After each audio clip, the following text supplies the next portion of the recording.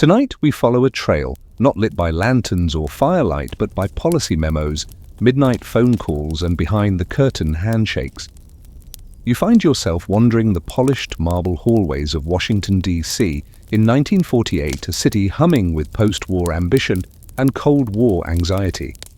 Outside, cherry blossoms drift gently along the Potomac, but inside the State Department the air is tense and paper-thin, and somewhere in all this quiet noise, a suitcase drops to the floor.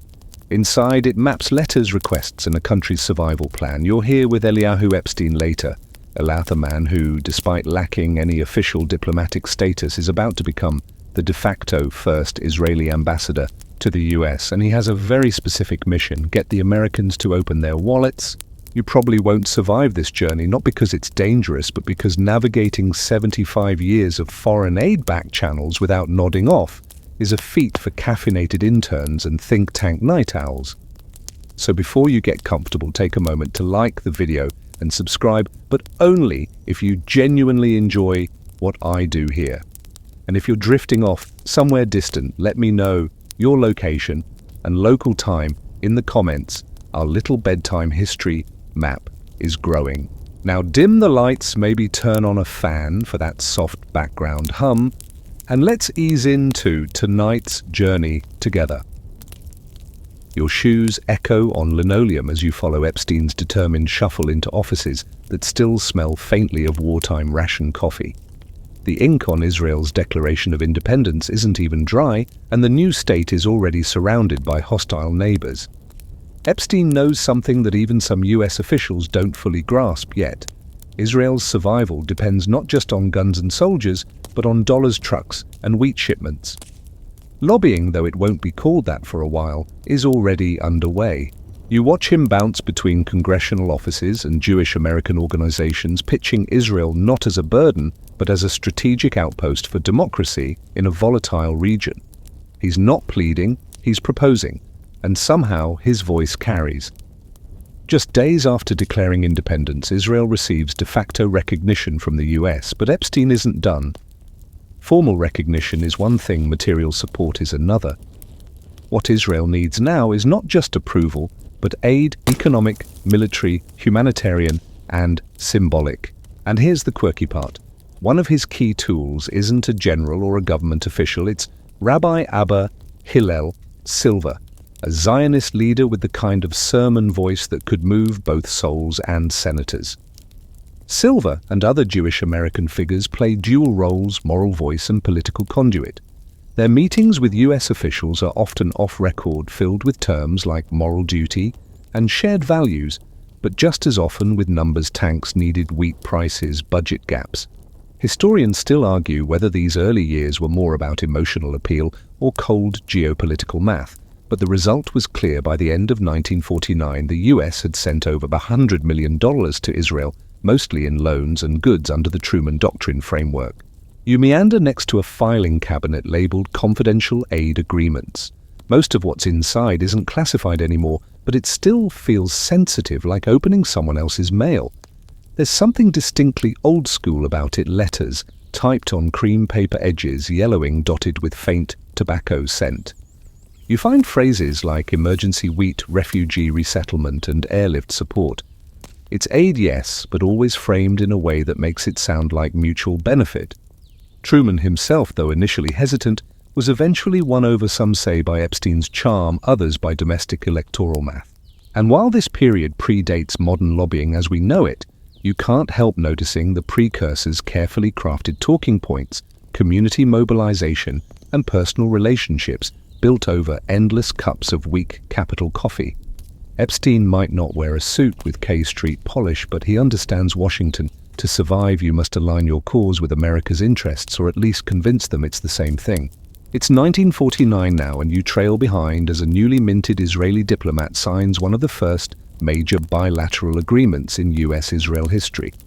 And yes, it includes financial aid, but more important, it marks the beginning of something quieter and more enduring, a relationship in which Israel would seek and often receive US support, not through dramatic public appeals, but through a steady, behind-the-scenes rhythm of requests, justifications, and reminders of shared democratic ideals.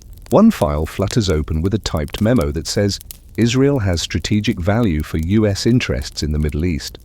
That sentence, vague and open-ended, will echo through decades of foreign aid justifications. It's also vague enough to stretch across nearly any political season, Republican or Democrat, hawk or dove. By now, the city outside is darker. Street lamps blink on along Constitution Avenue, and a soft drizzle begins to tap against the windows. Epstein is long gone, replaced by official ambassadors, career staffers, and professional lobbyists. But the template is set: speak softly, argue strategically, and always bring the receipts. You tuck one last memo back into its folder, listening to the sound of it sliding closed, a sound you'll hear again louder as the machinery of US aid to Israel grows bigger, more formal, and less visible to the public eye. You drift forward into the 1950s, where the furniture gets heavier, the cigars get thicker, and the language of aid becomes more coded, wrapped neatly in the silk ribbons of Cold War logic. Gone are the hopeful, handwritten appeals of Israel's earliest days. Now your ears pick up phrases like containment, regional stability, and strategic leverage. These aren't just policy buzzwords, they're the new dialect of diplomacy, and Israel, ever nimble, learns it fluently. You follow along as diplomats begin recasting their pleas not as desperate needs, but as geopolitical investments. Washington is a city mid-metamorphosis. The Pentagon is humming with paranoia. Senators are reading spy thrillers between briefings, and generals are squinting at Middle Eastern maps, wondering where the Soviets might strike next.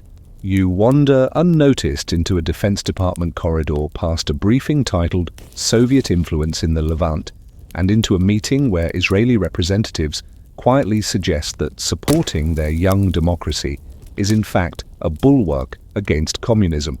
The pitch is elegant: help us, and you help stop the red tide. You pause beside a chalkboard filled with flowcharts of arms deals. A particularly wide arrow leads from the US to Israel, but it's marked civilian aid. That's the joke, of course.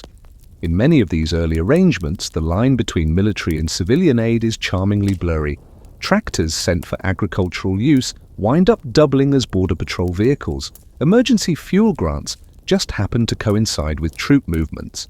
And the moment Israel requests its first batch of surplus military equipment, jeeps, radios, maybe even a few old fighter jets, there's little pushback. The anti-communist frame makes it all palatable. The fringe detail that might keep you awake tonight. At one point, Israeli officials lobbied to buy leftover US World War II naval vessels, using a mixture of private Jewish-American donations and government guarantees. You picture the absurd image of a brand new country essentially crowdfunding warships, proof that when Washington moves slowly, Israel finds creative ways around the bureaucracy. You trail behind a well-tailored man named Abba Eben, Israel's eloquent ambassador, as he glides through State Department receptions like a linguistic scalpel. His voice, equal parts Oxford lecture and biblical cadence, soothes nervous policymakers. He doesn't beg for support, he offers a compelling narrative. And behind him, American Jews, many of whom are now influential donors and opinion shapers, amplify his message.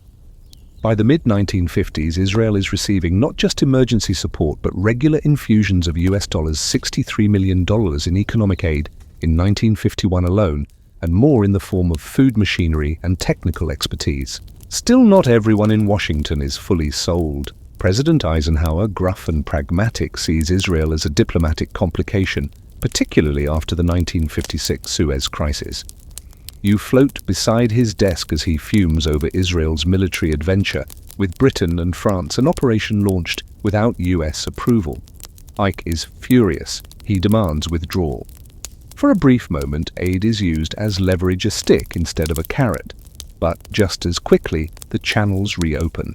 Historians still argue whether Eisenhower's pushback marked a true turning point or was merely a blip in the rising trajectory of US-Israel support. Either way, the rhythm of aid resumes steady as ever. Back on Capitol Hill, congressional support remains strong. Why?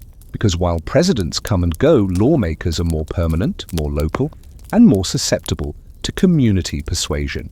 You slip into a fundraiser in a New York suburb where an influential congressman is quietly reminded of his district's Jewish voters and donors. It's not overt pressure, but it's felt.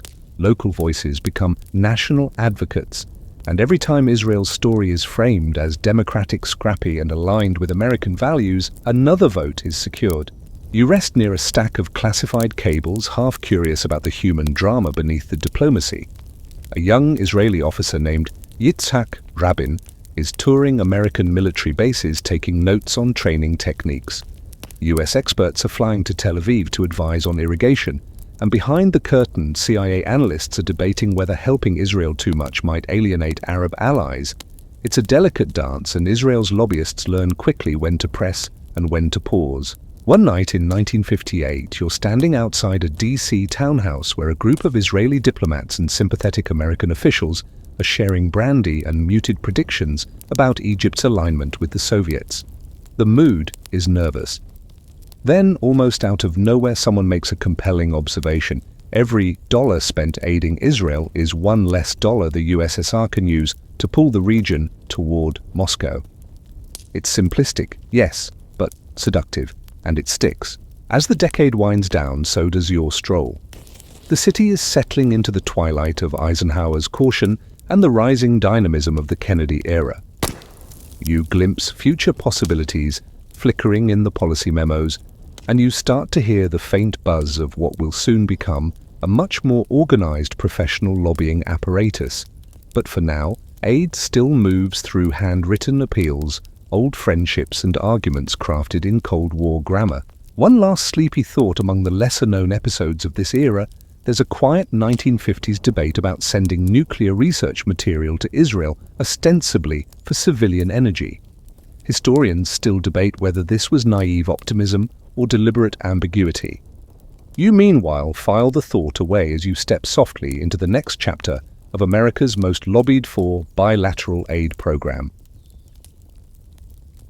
You press deeper into the halls of power, and somewhere along the dim-lit corridors of 1959 Washington, a door closes quietly behind you. A printing machine hums from inside. You're in a cramped, unassuming office somewhere near DuPont Circle, where the air smells faintly of carbon ink and over-steeped tea. A man named Isaiah C. Kennan is hunched over a typewriter, assembling yet another issue of the Near East Report. You watch his fingers strike keys with the weariness of a man who's written the same argument 100 times, that American support for Israel isn't just good for Israel, it's good for America. What you're witnessing isn't a media project or an advocacy newsletter. You're watching the embryonic kicks of what will soon become AIPAC. Kennan doesn't look like a powerhouse. He wears his years plainly, with glasses that slide halfway down his nose and shirts that never quite fit right. But what he lacks in polish, he makes up for in relentlessness. His genius lies in repetition. He knows how Washington works, not through drama or confrontation, but through paper. Reports, memos, editorials. You stack them with him on a folding table that sags under the weight of conviction. He doesn't call it lobbying, not yet. He calls it education, but you know better. This is the whispering phase of what will become one of the most influential foreign policy lobbies in American history. What makes Kennan effective is his ability to repackage aid into language palatable to Congress. He doesn't just say, "Help Israel." He says, "Support democracy, protect US interests, guard against instability." It's lobbying, yes, but subtle, more velvet glove than iron fist. He mails out thousands of copies of Near East Report to senators, journalists, and rabbis alike, and every edition includes talking points, statistics, and ready-made arguments. You could fall asleep just watching the predictability of it all, but you'd miss the magic. Repetition creates familiarity, and familiarity breeds policy. The quirky bit: Kennan worked for the Israeli government until 1951, then quit to found a non-governmental advocacy group. Yet he continued promoting Israel's agenda so faithfully that even FBI agents debated whether he'd actually left official service. Historians still argue whether AIPAC's origins were truly independent or merely a convenient rebranding to sidestep legal headaches around foreign agents. Either way, you're watching the political equivalent of a costume change, one that will prove very effective. You wander into a committee room on Capitol Hill where a junior congressman scans a memo prepared by one of Kennan's colleagues. It highlights Israel's need for food shipments under the PL-480 program, a Cold War-era agricultural assistance scheme. The language is dry but strategic. By channeling surplus American wheat into Israeli communities, the US supports democratic development and contains potential Soviet inroads. You smile. It's exactly the kind of sentence that slips into budget appropriations almost unnoticed. By the early 1960s, you hear new voices joining the chorus American Jews with growing political muscle. There's Philip Klutznick, former president of B'nai B'rith, and Max Fisher, the Detroit industrialist, whose checkbook and Rolodex carry equal weight. They don't meet in secret. Their influence isn't hidden, it's woven into the civic fabric of America's pluralist landscape. But you notice something interesting when these men meet with presidents or secretaries of state. They rarely make hard demands. Instead, they offer stories, anecdotes, shared concerns. It's all about tone, and it works. Back in Kennan's office, the files are piling up. Every senator who votes in favor of aid is tracked and thanked. Everyone who resists is noted and often receives an educational packet within the week. AIPAC, yes. By 1963, it finally has. That name is still tiny, but it's methodical. And unlike most lobbying efforts, it has a singular, unwavering mission: keep US aid flowing and grow it when possible. The most overlooked moment of this period, in 1962, Congress passed the Mutual Educational and Cultural Exchange Act, better known as the Fulbright-Hays Act.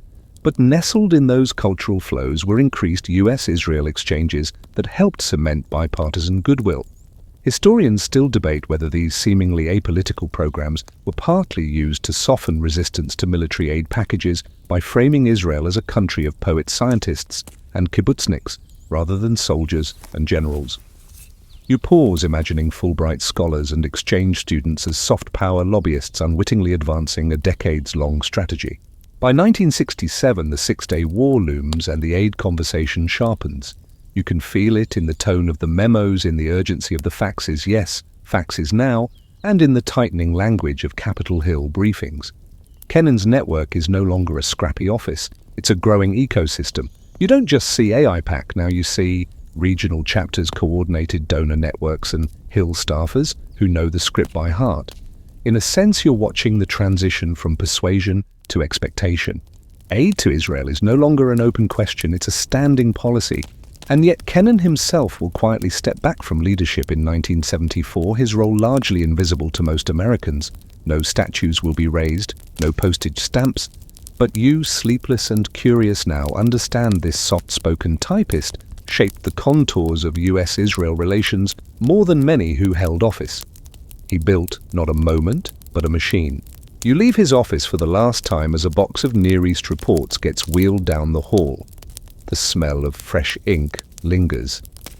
Outside, the breeze carries the distant sound of protests, students marching against the Vietnam War, others for civil rights.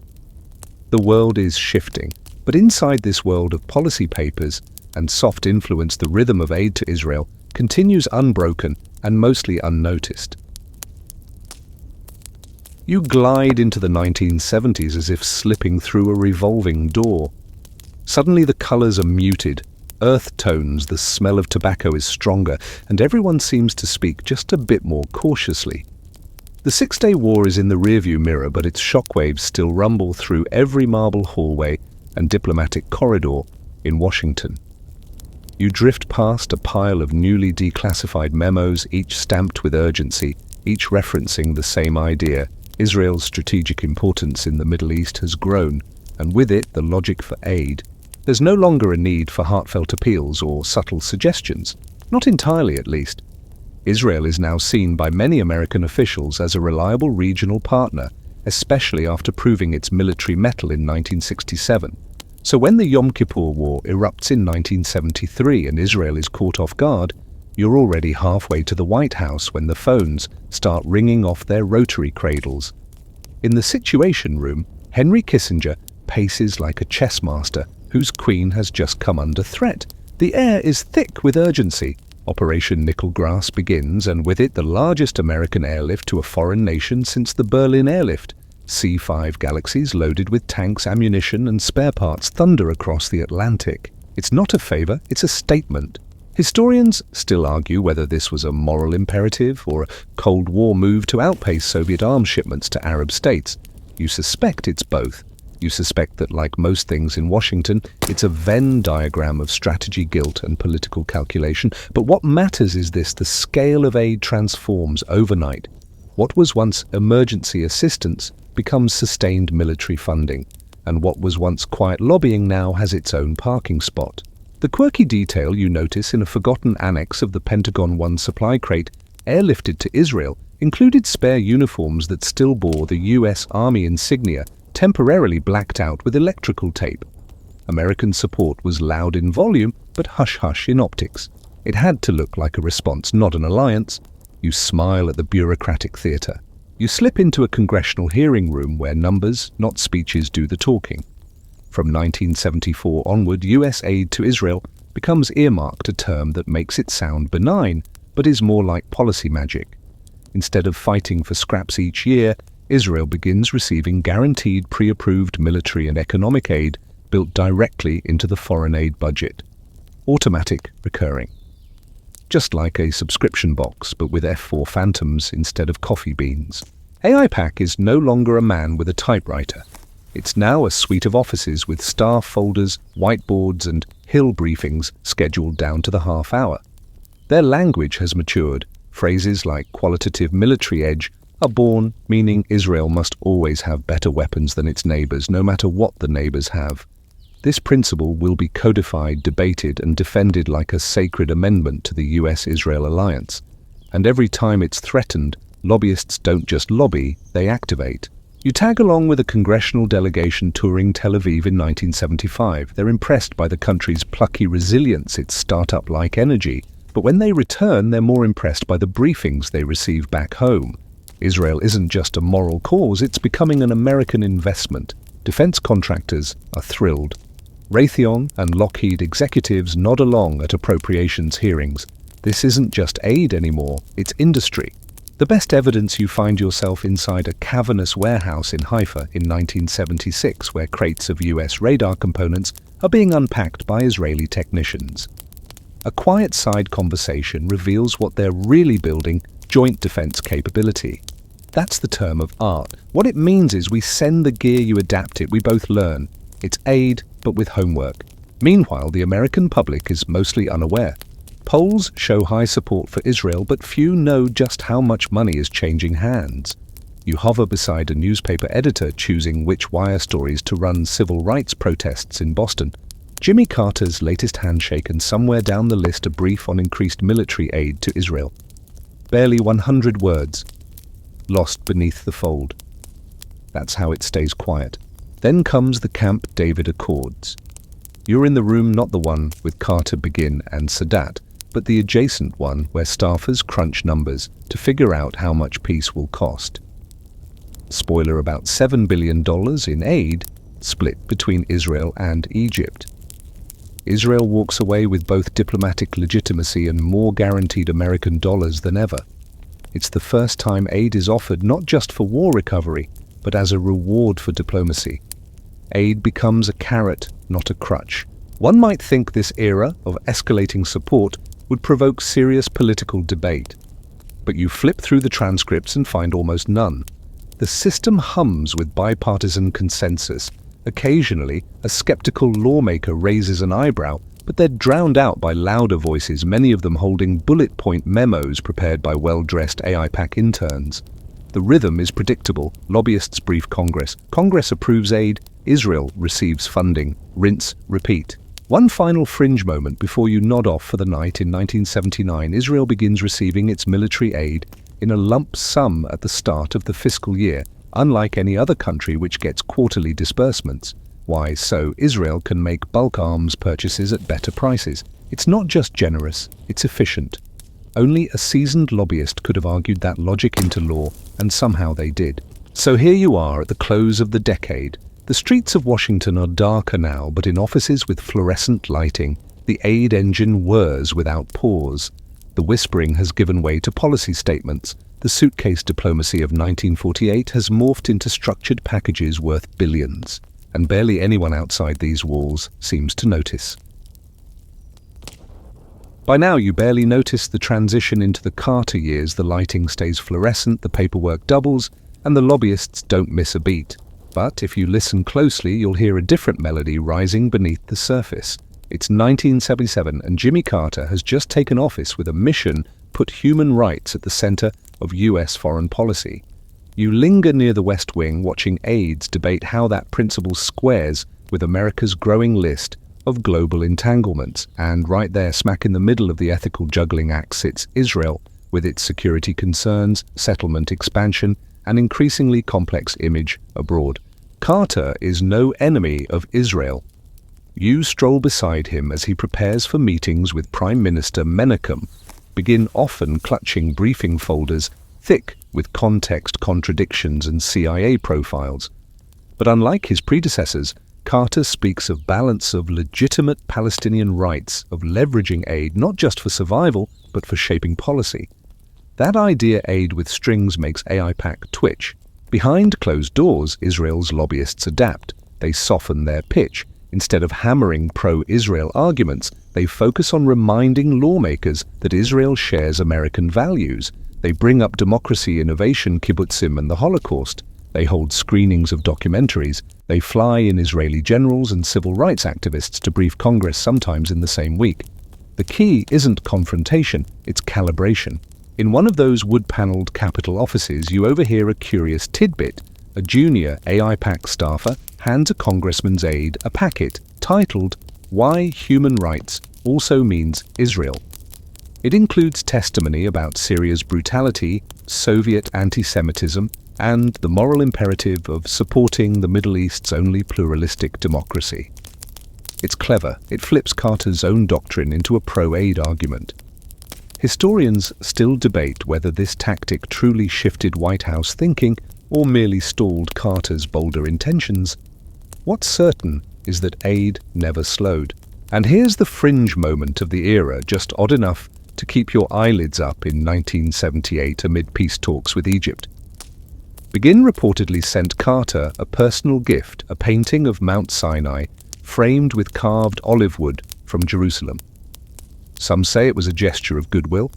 Others say it was a symbolic reminder: we're your biblical partners, not just another ally.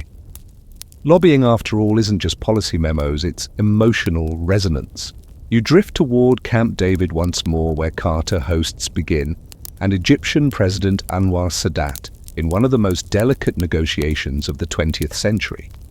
There are walks in the woods, awkward dinners, and yes, furious arguments. But what you're watching is not just peacemaking, it's checkbook diplomacy.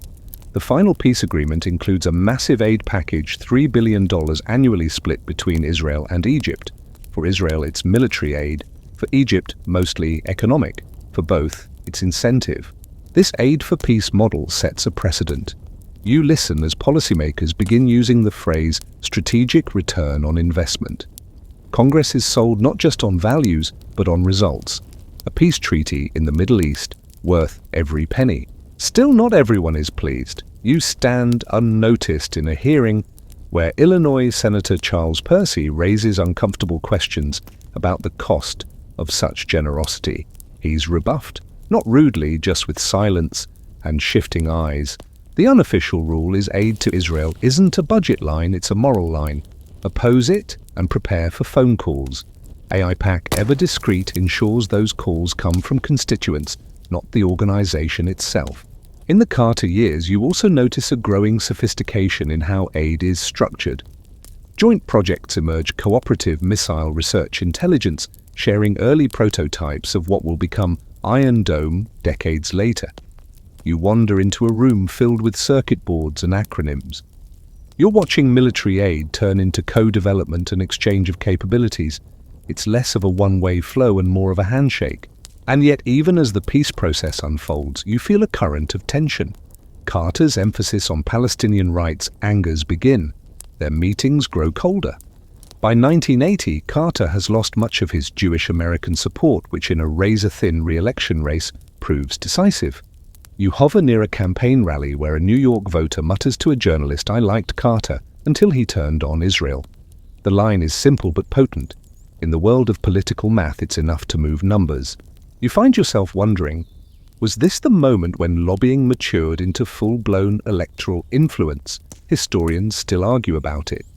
Some say Carter's fall was about the economy, about Iran, about malaise. Others point to the subtle strategic disapproval of Israel's allies in America. What's certain is this: no president after Carter ever again approached Israel with public conditionality.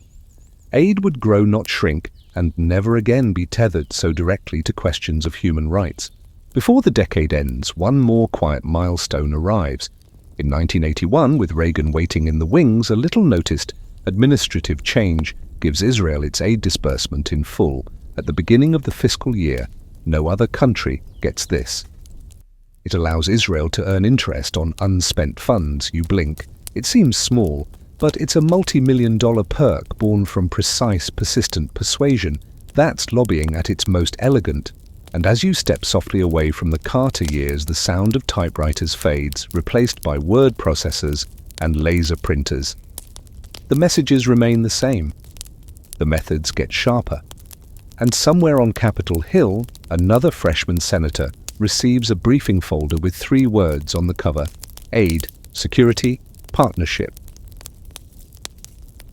You ease into the Reagan years like stepping onto a moving escalator, everything faster, louder, shinier, yet still eerily familiar. It's the 1980s now, and you're surrounded by Cold War swagger, Star Wars defense fantasies, and speeches thick with patriotic metaphors. Ronald Reagan has taken office, and he doesn't walk, he strides. But while his rhetoric swings hard toward anti-communist crusades and rebuilding American pride, you find that the mechanics of US-Israel aid are not just intact, they're thriving. Reagan calls Israel a strategic ally, a phrase that rings like an anthem. You overhear it repeated across Defense Department hallways and whispered in think tank roundtables. The designation isn't codified by treaty, but it doesn't need to be. Symbolically, it's enough to open floodgates. You float through rooms filled with folded briefing documents and color-coded military maps. Maps that now show Israel not just as a recipient of aid, but as a partner in securing American interests across the entire Middle East. One of your first stops this decade is the 1981 Memorandum of Understanding, signed in quiet ceremony, but with seismic implications. It formalizes military cooperation, joint exercises, weapons research, and intelligence sharing.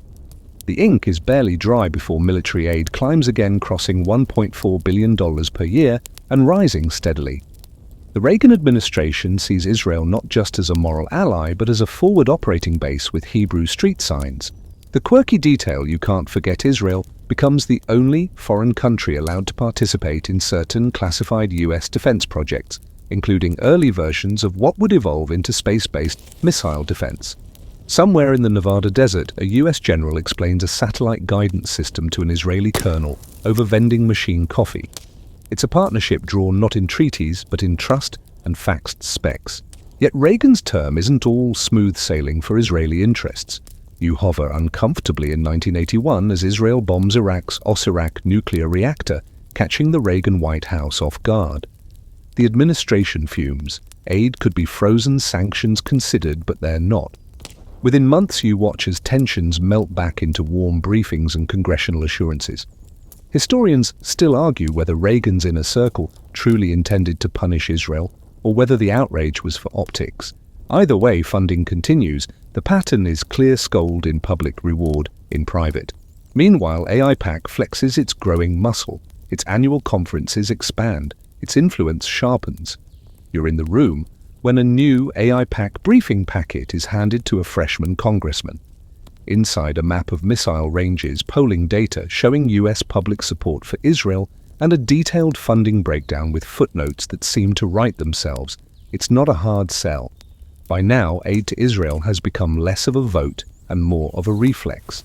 But even with bipartisan support, Reagan-era complexities simmer beneath the surface. The administration's attempts to sell AWACS surveillance planes to Saudi Arabia in 1981 face fierce opposition not from Israel, but from its allies in Congress. You catch snippets of tense phone calls and panicked late-night meetings. AIPAC mobilizes its network. Senators receive an avalanche of calls from constituents, many of whom were informed by advocacy organizations just the night before. Reagan pushes through the sale anyway, but the episode cements something important. AIPAC doesn't just lobby for Israel, it now influences broader US arms policy in the region. You drift beside an aide in Senator Daniel Inouye's office as he explains the logic to a skeptical journalist. Supporting Israel doesn't just help Israel, he says it strengthens American deterrence. It's a neat soundbite, and it's being used almost verbatim in committee rooms across the Capitol. One lesser-known subplot? The creation of the US-Israel Binational Industrial Research and Development Foundation. You find yourself at a press event where bureaucrats talk about desalination, medical imaging, and software development. It's technocratic, dry, and wildly effective. Quietly, Israel begins receiving millions in non-military funds to co-develop civilian technologies. Historians still debate whether BIRD was primarily about innovation or whether it was a diplomatic smokescreen, a softer, more palatable face for continued high-value aid. And then there's the Jonathan Pollard affair. You tiptoe through the scandal like a cat avoiding broken glass. Pollard, a US naval intelligence analyst, is caught spying for Israel in 1985. He's arrested, convicted, and sentenced to life. The fallout is immediate and severe. Reagan administration officials are furious. Israeli diplomats squirm.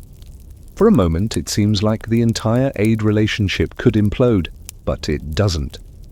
You wait, you watch, and within months, aid levels are reaffirmed. The rhythm resumes. If anything, the affair strengthens Israel's lobbying apparatus, which scrambles to repair its reputation and double down on congressional support. It works. The final years of Reagan's presidency offer a curious paradox. Public tension simmers over settlements and espionage, yet military and economic aid continue climbing. By 1987, US foreign aid legislation includes Israel as the single largest recipient military aid at $1.8 billion and economic aid at $1.2 billion. For the first time, these numbers are locked in through a 10-year memorandum. Not debated, not haggled over, locked. You watch Reagan deliver a final speech to the American Israel Public Affairs Committee in 1988.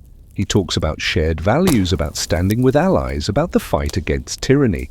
The room erupts in applause, but what you hear beneath the fanfare is a quiet truth. US-Israel aid has become self-sustaining. The debates are fewer, the votes are faster, the machine hums, and as you prepare to slip into the next administration, you pause in the hallway outside a Capitol Hill conference room. On the whiteboard are scribbled numbers, acronyms, and 3 circled words in red marker: "Don't cut aid." No one even questions which aid. Everyone already knows. You drift now into the polished saxophone soundtracked corridors of the 1990s. The Cold War is over, but the foreign aid machine keeps chugging along, only now it's no longer justified by Soviet containment. You find yourself hovering near a young Bill Clinton as he campaigns with an open collar and an easy grin promising change, growth, and American leadership in a world no longer divided by the Iron Curtain. But behind that charisma lies a continuation of something deeply entrenched, robust, reliable US aid to Israel, still quiet, still massive, still bipartisan. You trail Clinton into his first Oval Office briefing. The Berlin Wall has fallen. Eastern Europe is shaking off dust and dictators. America's military aid to Europe is shrinking. But when the room turns to Israel, nobody suggests cuts. Instead, a new term enters the discussion: peace dividend. Clinton's advisors argue that aid to Israel should now support diplomacy, not just defense. And you see the subtle pivot. Instead of rewarding military victories, the US now starts rewarding negotiation. That shift becomes tangible with the Oslo Accords in 1993. You're seated beside a flower arrangement in the White House Rose Garden as Yitzhak Rabin and Yasser Arafat shake hands, both visibly uncomfortable but determined. Clinton smiles like a proud school principal. The world watches. Behind the scenes, something less photogenic happens. Congressional staffers begin adjusting aid figures, creating new appropriations for Palestinian authorities, and reaffirming Israel's multi-billion-dollar lifeline. Lobbyists don't need to push this time. The peace process does the work for them. And here's the quirky trivia you'll carry with you tonight. Shortly after the Oslo handshake, AIPAC hosted a closed-door strategy session titled How to Fund Peace. The whiteboard included both new aid requests and fallback plans if negotiations collapsed. Lobbying isn't just about winning arguments, it's about planning for every outcome. You follow the Clinton years deeper into the landscape of normalization and quiet recalibration. Economic aid to Israel begins to phase down at Israel's own request, oddly enough. The argument is compelling: the Israeli economy is growing, but military threats remain. So the proposal is this: reduce economic assistance by $120 million each year for 10 years and reallocate those funds into military aid. It's an elegant maneuver, one that makes headlines about Israel's self-sufficiency, while locking in greater long-term defense support. Historians still argue whether this was clever budgeting or optics engineering. You lean toward both. In committee rooms and congressional back offices, you notice a new generation of AIPAC staffers. Polished, data-driven and fluent in digital communication, they no longer just mail pamphlets. They email targeted memos, prep congressional tweets, and organize photo ops with constituents who can quote both Torah and polling numbers. You chuckle softly. Somewhere in this decade, lobbying got a software upgrade. The Clinton administration pushes forward with Wye River Camp David II and various handshakes that never quite produce a final peace deal. But you notice the pattern: every attempt is accompanied by more aid. It's not just a sweetener, it's the table. Clinton himself oversees billions in supplemental funds for Israel and Jordan as part of these efforts, quietly stitching money to diplomacy. You float through a back room at Foggy Bottom where State Department analysts are reviewing satellite imagery of new Israeli construction in the West Bank. They frown, take notes, and then do nothing. You wonder why. Then you glance at the budget forecast: $2.8 billion in aid approved, $3 billion requested for next year. It's hard to critique what you're still funding, yet something else is emerging now: cooperation. Joint exercises increase, intelligence sharing deepens. Israel begins supplying real-time data on Middle Eastern threats to US forces. You hear someone mutter at a Pentagon table, "We don't fund them, we partner with them." It's a subtle, profound shift in tone. And yet, even in this era of harmony, frictions surface. Clinton and Netanyahu don't always get along. You're in the room for their famously awkward photo ops: Netanyahu, rigid; Clinton blinking in impatience. The personal chemistry is off, but the aid remains steady. Congress doesn't flinch. AIPAC briefs legislators not with emotion, but with figures: terror attack statistics, missile range charts, and polling showing 65% of Americans support aid to Israel. That last one is always in bold. The fringe moment of the decade: in 1995, Congress passes the Jerusalem Embassy Act, demanding that the US move its embassy from Tel Aviv to Jerusalem. Presidents are allowed to delay it every 6 months, and they all do for decades. But buried in the Act's language is a clause linking embassy policy to aid continuity. You blink, but that's new. Aid now serves as both incentive and insurance. By the end of the decade, the peace process lies in pieces. Rabin is assassinated. Clinton leaves office exhausted. But the aid continues, not out of inertia, but because the system has become self-correcting. Even when diplomacy fails, appropriations sail through Congress. No fanfare, no debate.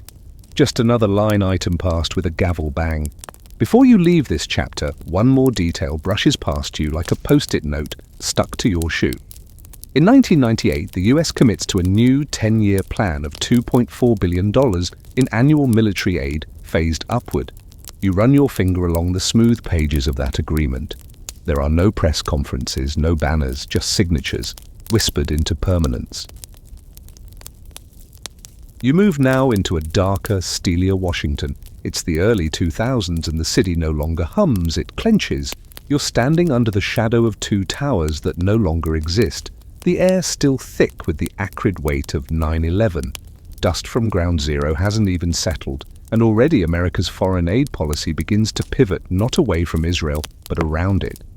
You follow the shift as fear replaces diplomacy and terrorism becomes the new grammar of government. The Bush administration doesn't just maintain aid to Israel, it folds it into a grander schema, the global war on terror.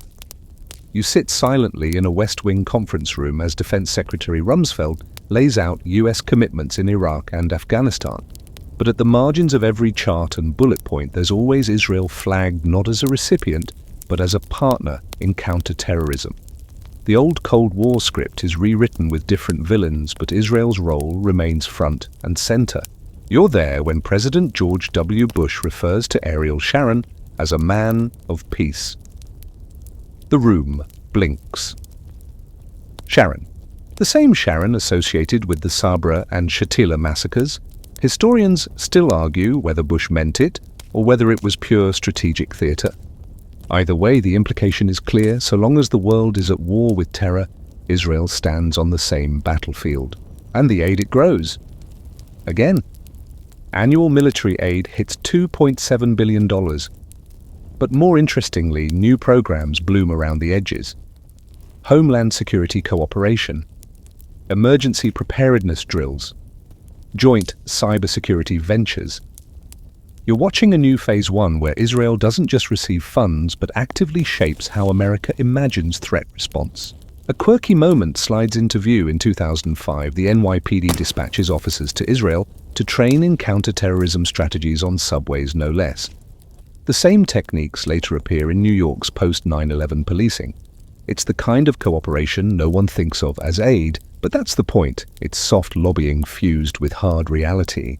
You step into a House Appropriations Subcommittee hearing in 2003. A senior staffer adjusts his glasses and reads aloud a line about maintaining Israel's qualitative military edge. That phrase, so bland, so repeated, has by now become law. Literally. Since 2008, US law has required that Israel always maintain a military advantage over any neighboring state. Lobbyists didn't shout for it. They just wrote it, handed it over, and let the fear of headlines do the rest. Meanwhile, AIPAC refines its strategy. You browse a glossy packet with graphs, photos, and QR codes. Yes, they've gone digital. There's a sidebar on shared democratic values and a 2-page spread titled Why Aid to Israel Helps Americans Sleep at Night. The message: Israel isn't just a recipient, it's a laboratory, a vanguard, a first responder in the war against evil. You wander into Tel Aviv, where US-funded research centers are now producing next-gen drone tech. One lab is working on facial recognition software for border crossings. Another is testing Iron Dome interceptors. The funding labeled as cooperative R&D, the output shared with the Pentagon. It's a loop. Now aid begets technology, which begets security contracts, which begets more aid. And here's a fringe but true nugget. By 2007, several American police departments, including those in Atlanta and Los Angeles, begin participating in counter-terrorism exchanges in Israel. The programs are framed as knowledge sharing. Critics later raise eyebrows, but at the time no one notices. You do. You write it down. And while Bush and Sharon grow closer, the Israeli-Palestinian conflict continues to simmer. Violence in the West Bank, rocket fire from Gaza expanding settlements. Yet aid never slows.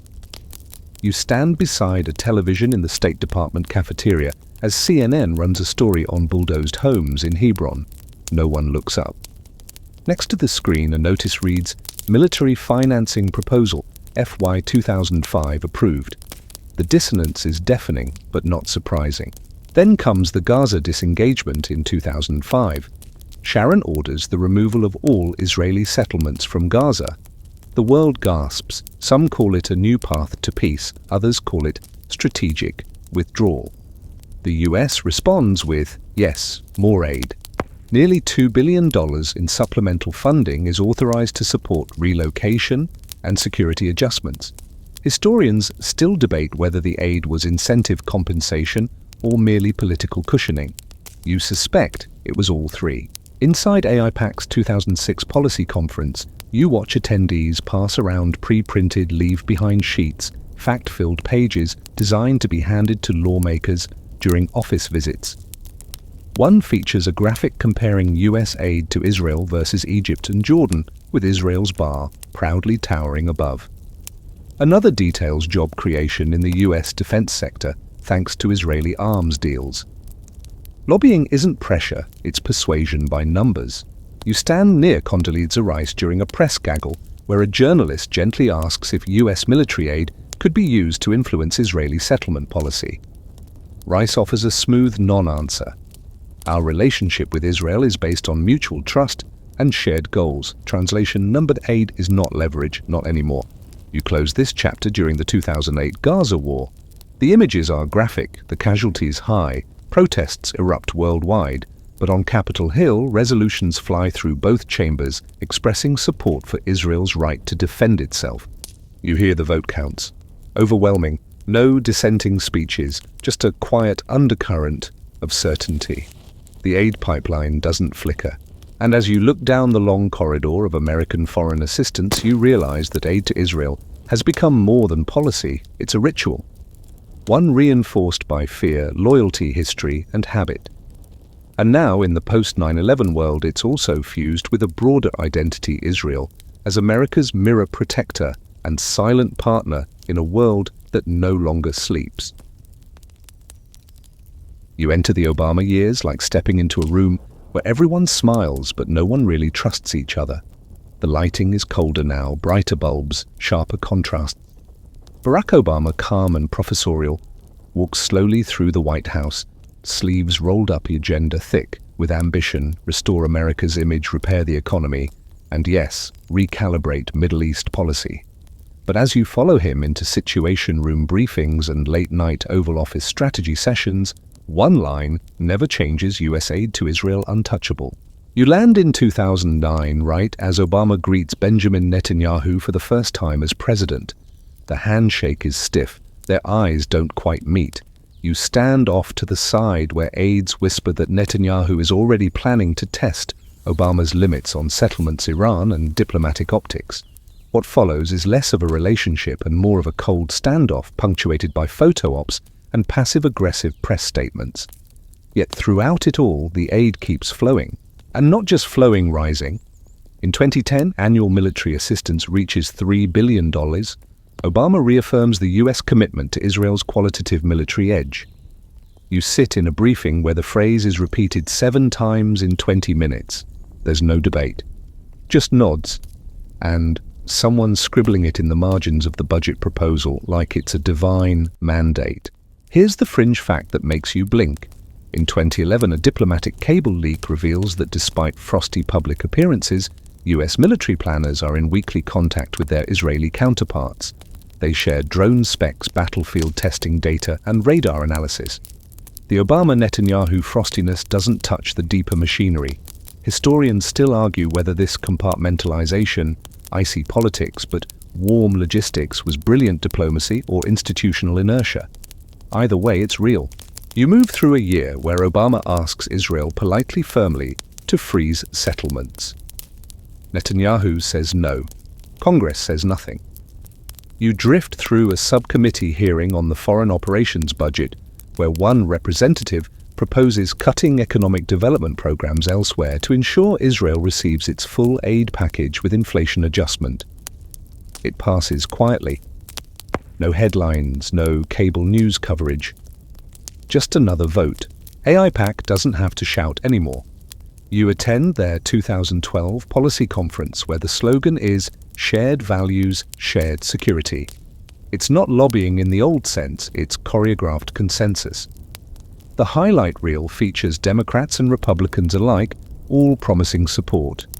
Senators talk about Iron Dome as if they invented it. Representatives quote the Book of Exodus with polling data tucked in their pockets. Ah yes, Iron Dome. That's the star of this chapter. In 2012, Hamas launches rockets from Gaza, and for the first time, Israel's US-funded missile defense system intercepts them in real time. Video clips go viral. Congress cheers. Within weeks, Obama approves an additional $70 million in Iron Dome funding on top of the regular aid package. He does it with a smile. Netanyahu says, "Thank you" on CNN. They still can't stand each other, but the machinery works. You peek into the Pentagon where officials praise Israeli innovations in missile tracking, There's talk of integrating parts of Iron Dome into US bases abroad. And there it is again, aid turning into partnership turning into procurement. By now, Israel receives more than 50% of all US foreign military financing globally. You wonder when it became normal. Maybe it always was. Then comes Iran. The 2015 nuclear deal dominates headlines. Obama believes it's a landmark in arms control. Netanyahu believes it's an existential threat. You're in the chamber when Netanyahu addresses a joint session of Congress without coordinating with the White House. It's a diplomatic slap. Obama doesn't attend. Half the room doesn't care. The applause is thunderous. Critics call it unprecedented. Supporters call it principled. But what you notice is this: even in the middle of the deepest personal rift between a sitting US president and an Israeli prime minister, aid to Israel is never seriously challenged. Not by Congress, not by the Pentagon, not by the American people. Instead, it's reinforced. The quirky moment you overhear in 2016, a think tank fellow jokes during a policy roundtable AIPAC could skip lobbying this year and still get 90% of what they want. The room laughs. They all know it's true. And then, in Obama's final year, it happens: the $38 billion Memorandum of Understanding. The largest aid deal in US history, locked in for 10 years. $3.3 billion in military assistance per year, plus $500 million for missile defense. The terms, no lobbying required. It's a done deal signed in a quiet State Department ceremony with little press and less fanfare. Historians still argue whether Obama did it to shield the deal from future political turbulence or as a parting gesture of assurance despite his rocky rapport with Netanyahu. You float above the signing table watching diplomats exchange pens, nods and awkward smiles. The agreement includes a clause: Israel agrees not to request additional supplemental aid beyond what's already agreed, but within a year that too becomes flexible. You leave the Obama years aware of one truth: aid to Israel now exists in a zone beyond politics. Leaders may disagree, tempers may flare, but the funds move like gravity, automatic, inevitable, untouched by the noise above. You slide now into the final leg of this long, quiet road. The lighting sharpens again, but this time in blinding bursts from camera flashes and smartphone screens. The year is 2017 and Washington feels less like a steady drumbeat and more like a Twitter feed, chaotic, emotional, and constantly refreshing. Donald Trump enters the scene not with policy binders but with declarations, speeches that echo with slogans, decisions made mid-air, mid-thought. Yet through all the noise, one policy remains solid, stable, and whispered through the machinery of foreign relations: the $38 billion aid deal with Israel signed under Obama, untouched by the chaos to follow. You find yourself back in the State Department, where mid-level officials now refer to it simply as the MOU, as if it were a stone tablet that no one dares move. $3.8 billion a year. Set, done, final. And yet you watch as Congress continues to tack on additional missile defense supplements here and there, emergency packages, support for new systems, regional stability funds. The total in practice goes beyond even the historic agreement. Trump, for all his unpredictability, becomes one of the most pro-Israel presidents in US history, at least on the surface. You trail him into a press briefing in December 2017 as he announces the move of the US Embassy to Jerusalem. It's a moment previous presidents delayed for decades. Now it happens with a signature and a smile. The room erupts. Netanyahu beams. AIPAC praises. And though there's controversy abroad, aid doesn't just stay, it surges. And here's the fringe detail you overhear while scrolling through committee meeting notes. In 2019, Congress passes a bipartisan bill called the U.S.-Israel Security Assistance Authorization Act, codifying the terms of the MOU into law. No longer just a handshake agreement, it's now federal statute, written into the DNA of U.S. foreign policy. Historians still argue whether this was necessary or just symbolic. You think it was both belt and suspenders. Meanwhile, something quieter happens. Lobbying for aid becomes so routine, so baked in, that it no longer feels like lobbying. AIPAC continues to operate at full speed. Yes, but now other pro-Israel advocacy groups rise alongside it. Christians United for Israel Foundation for Defense of Democracies, dozens of local PACs. You stand in a hallway outside a congressional office watching a college student, barely 20, deliver a one-page talking point to a staffer with a practiced smile. This is generational now, reflexive, and the aid still flowing. In 2020, during the early months of the pandemic, when global economies slow and domestic assistance debates choke the headlines, the US quietly sends its annual $3.8 billion to Israel, on time, untouched, uninterrupted. A quiet vote, a signature, a wire transfer. In the middle of a global health crisis, one foreign aid line remains sacred. You hover near Joe Biden in early 2021, the capital still smells faintly of tear gas. The country is fractured. But Biden, ever the Senate man, returns to familiar rhythms. He refers to Israel as an unshakable partner and vows to fully implement the MOU. No deviation. Even when members of his own party begin raising hard questions about settlements, about Gaza, about human rights, the funding continues. Then in May 2021, conflict erupts in Gaza again. The death toll rises, Twitter explodes, protests flood American cities. And for the first time in years, the words conditional aid enter the national discourse, not in think tank white papers, but in primetime debates. A new crop of lawmakers, Alexandria Ocasio-Cortez, Rashida Tlaib, Bernie Sanders, call for strings for scrutiny. It sounds new, but it isn't. You drift through AIPAC's now online conference where every speaker insists that US support for Israel must remain ironclad. They remind viewers that Iron Dome saves lives, that American defense jobs depend on Israeli procurement, that aid is not charity, it's synergy. A quirky truth emerges in 2022 when Congress approves $1 billion in additional Iron Dome funding outside the MOU. It's presented as an emergency request. The debate is fierce, symbolic, and ultimately irrelevant. The measure passes with overwhelming support. Even when there's noise, there's never doubts. Now it's 2023. You sit quietly in a Foreign Relations Committee hearing where aid to Israel is mentioned for all of 45 seconds, just long enough to confirm its renewal. It no longer needs debate. It simply is, like Medicare, like Social Security, a fixture. And as you reach the end of this trail, you realize that the story you've followed wasn't about aid alone. It was about how ideas become policies and how policies become permanent. What began with a man in a wrinkled suit carrying a suitcase in 1948 has become a system so embedded that even presidents can't and won't challenge it. Even now, calls for scrutiny echo from younger voices.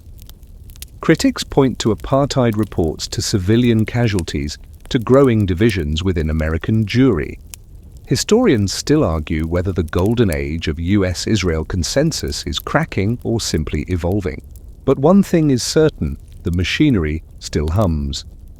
Invisible mostly, efficient, whispered through closed-door briefings, recalibrated through think tank panels, and renewed each fiscal year like clockwork.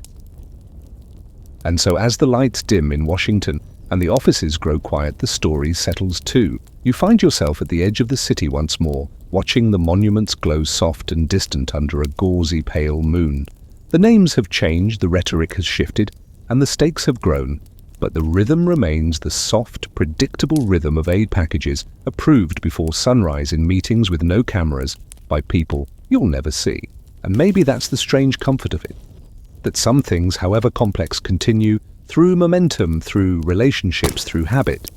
That even in a world of shifting alliances and geopolitical noise, the quiet echo of influence, well-structured, well-timed, and deeply rooted, keeps rolling forward. So close your eyes now. Let the noise fade. Let the signatures, the handshakes, the hallway conversations blur into the distance. You've walked 75 years of whispered policy and public silence. It's time now to rest.